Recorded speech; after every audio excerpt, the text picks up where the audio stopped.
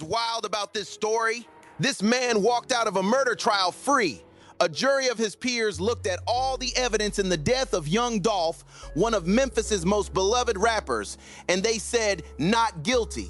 He beat the biggest case of his life, and then he got locked up over $500. Not a drug charge, not a weapon, not anything connected to Young Dolph.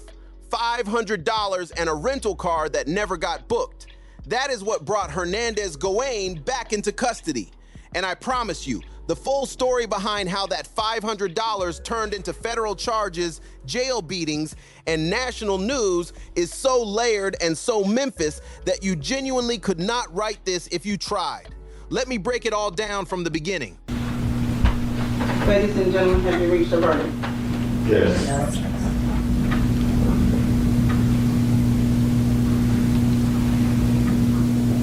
State of Tennessee versus Hernandez Govan, count 1. We, the jury, found the defendant Hernandez Govan not guilty in count 1 of the indictment.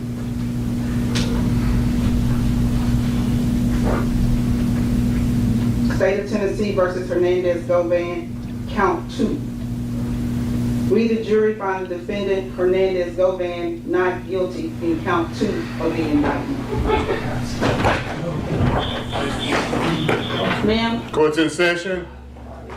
Ma'am. That right there is the moment that shocked Memphis. Not guilty on count 1, not guilty on count 2. Hernandez Govan walked out of that courtroom a free man after being the accused killer of Young Dolph, one of the most respected independent rappers to ever come out of Tennessee. Now, legally, that verdict means you have to treat him as innocent. The system ran its course. The jury deliberated. They came back and they said the prosecution did not prove its case beyond reasonable doubt. That is how the law works, and that is what the law says. But here is the thing about Memphis.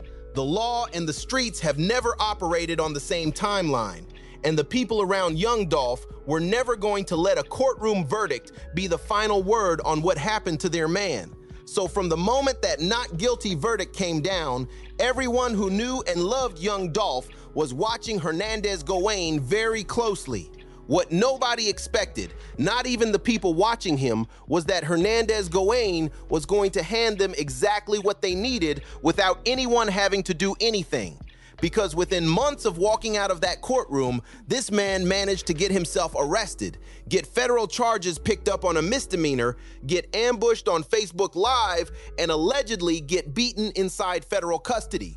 All because of $500. Thanks for joining us for the news at 4:30. I'm Alex Coleman. And I'm April Thompson. Hernandez Govan was arrested last week on stalking and harassment charges.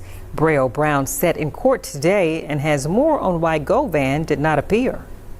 Hernandez Govan did not appear in court today due to being held in federal custody, but your news leader did learn that he will appear in court on June 18th. Count 1. We, the jury, found the defendant Hernandez Govan not guilty in count 1 of the indictment. Not guilty in count 2. Less than a year after Hernandez Govan was found not guilty of first-degree murder and conspiracy charges in the death of Memphis rapper Young Dolph, the 47-year-old is back on the Shelby County court docket after being arrested last Thursday for allegedly stalking and harassing a former girlfriend. Here is exactly how this unfolded. Hernandez Govan needed a rental car.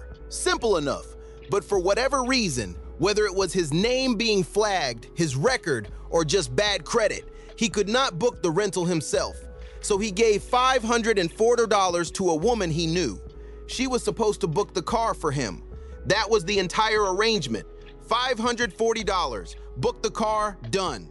She did not get it done fast enough. Now, because of this delay, because this woman could not get the rental car booked in time, Hernandez Govan missed an interview.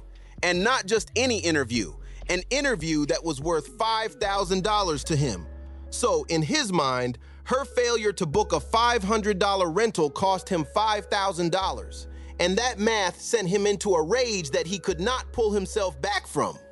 Here is where a normal person takes a breath. Here is where a normal person says, okay, this is frustrating.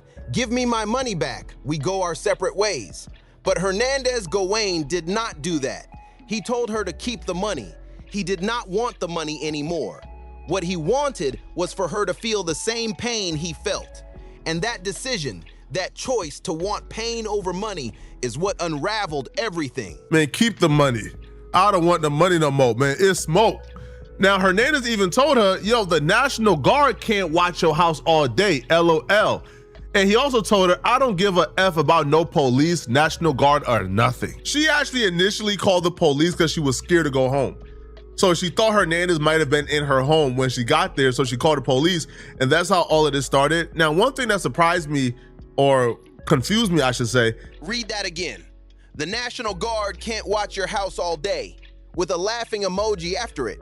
This is a man who just beat a first-degree murder charge, sending threatening text messages to a woman over a rental car dispute. The audacity of that is almost hard to process, but it gets worse. It was not just the texts. Hernandez Govan allegedly had intimate videos of this woman on his phone, and he threatened to post them. So now we have gone from a $500 rental car dispute to stalking charges, harassment charges, threats to shoot up her home, and revenge content threats. All of it documented, all of it in text messages that she handed straight to the police. She called the police because she was scared to go home. She genuinely did not know if Hernandez Govan was waiting inside her house when she pulled up. She called the police, they came, they swept the area, National Guard units reportedly checked the perimeter. And while all of this was happening, while law enforcement was literally standing outside her home, Hernandez Govan sent another message. The National Guard can't save you. They can't be there forever. That text message alone tells you everything you need to know about the headspace this man was in. For the man who was acquitted last year in the high-profile murder case of Memphis rapper Young Dolph is now facing new charges. Hernandez Govan is charged in connection to allegations he threatened an ex-girlfriend last week. WREG's Drita Patterson with what happened in court and what's next. Donning a red gel uniform, something you often see with those considered high profile, was Hernandez Govan Friday. 3 members with the Shelby County Detention Response Team, also known as DRT, a specially trained tactical unit, escorted the 46-year-old into court. I'm acting as your charge, Mr. Govan. It is here where he faced Judge Greg Gilbert, who informed him of what he's now facing following his arrest the day before. You are charged with harassment and stalking. Each of those offenses may misdemeanor. What landed Govan in custody reportedly happened last week. Your news leaders were able to get a copy of the police report filed after Govan's ex-girlfriend called for help. The report summarizes what she alleged happened, causing her to, quote, fear for her safety and the safety of her child. His former girlfriend told police Govan made phone calls and texts threatening to post to social media explicit videos. It's also alleged he threatened to have someone shoot up her home. After officers and National Guard members reportedly checked the area, it's alleged Govan sent yet another message saying, quote, the National Guard can't save you. They can't be there forever. Well, Friday's arraignment did not take forever. In fact, it was over within a matter of minutes. But things are far from resolved as final directives were given. You will be ordered to stay away from the alleged victim. This was followed by the judge informing the accused bond was set at $4,000. Govan left the same way he came, flanked by extra security. That red jail uniform is not random.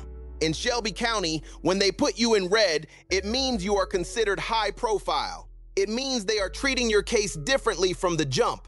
And they did not just walk Hernandez Govan into that courtroom. They sent 3 members of the detention response team, a specially trained tactical unit, to escort him in for stalking and harassment charges. Let that sink in.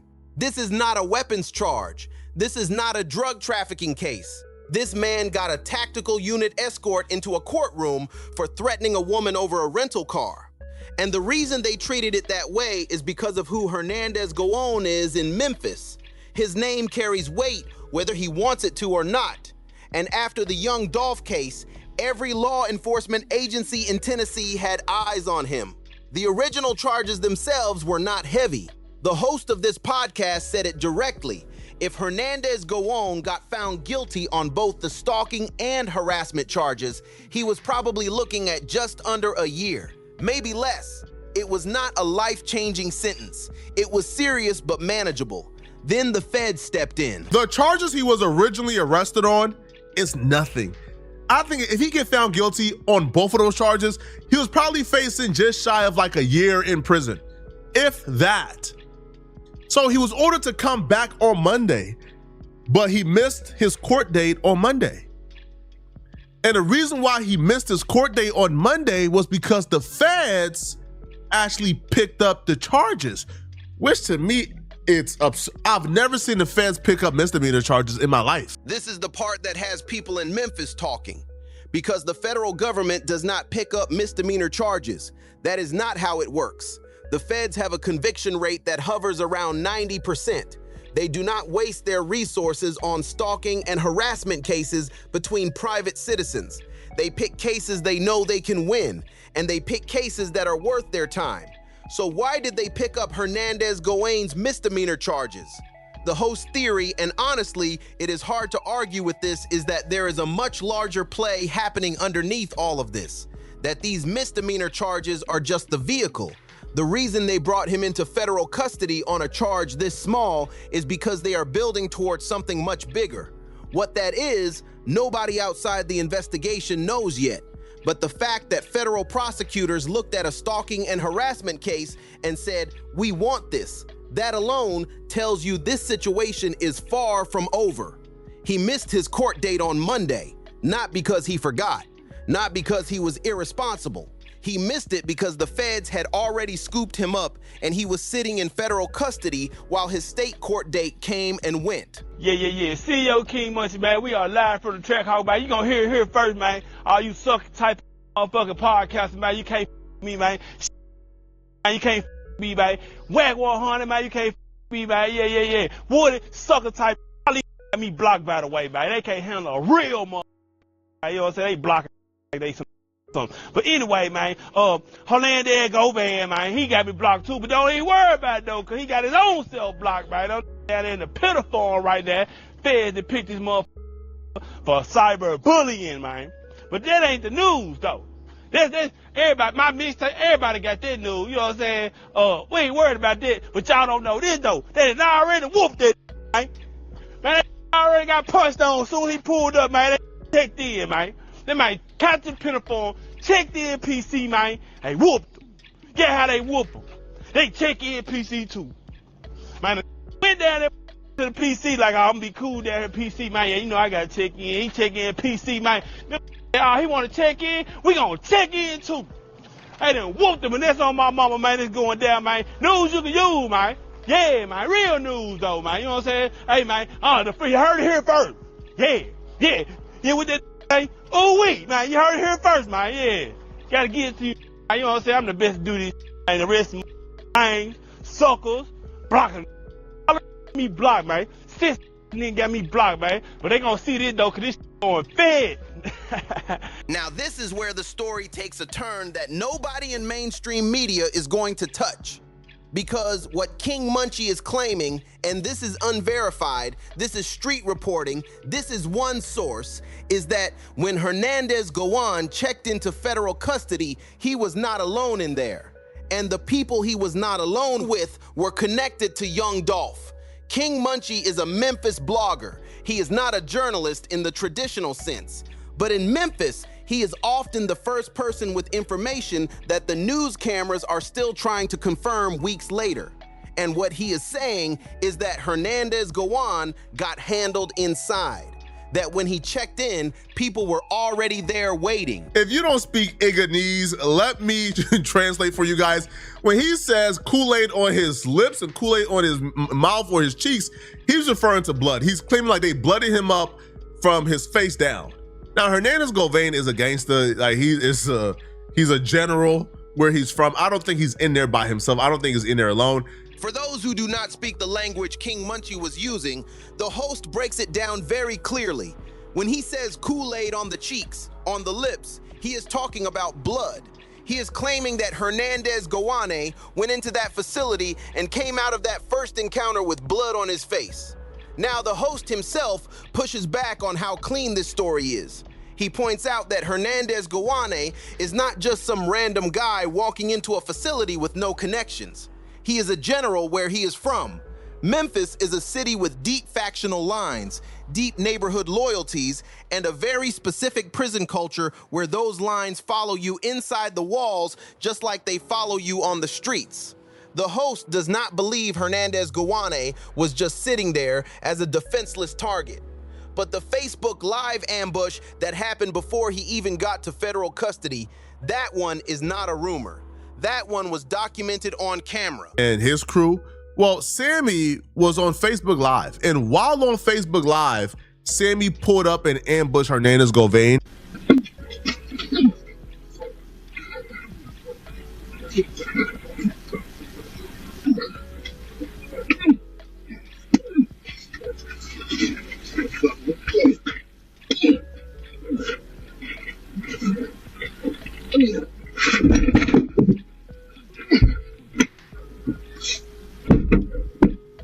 I ain't gonna lie, homie. Dude was fighting Hernandez Govan like he been training his entire life for this moment, bruh. So we didn't know it was Hernandez Govan until this moment in the video, which we obviously can't really show or play because it's actually violent. But this is the part where Hernandez Govan's face actually peeks into the camera. He got Hernandez Govan like pinned up against the wall, and dude is like punching Hernandez while Hernandez is pulling his hair. Now, I don't know if the person on the flow in the beginning of the video, because we seen dude punching down and the thumps was really, it was like a really, it was like thump, thump, thump. I don't know if that was the dude, if Hernandez Govan was the dude that he was giving the beats to while he was on the ground. Hernandez Govan is my guy, so I'm gonna just say we couldn't see him land those punches on Hernandez Govan, so it never happened. But Hernandez Govan was the person pinned up against the car. But believe it or not, that wasn't even the worst. Before Hernandez Govan ever stepped inside a federal facility, he was already being hunted in the streets.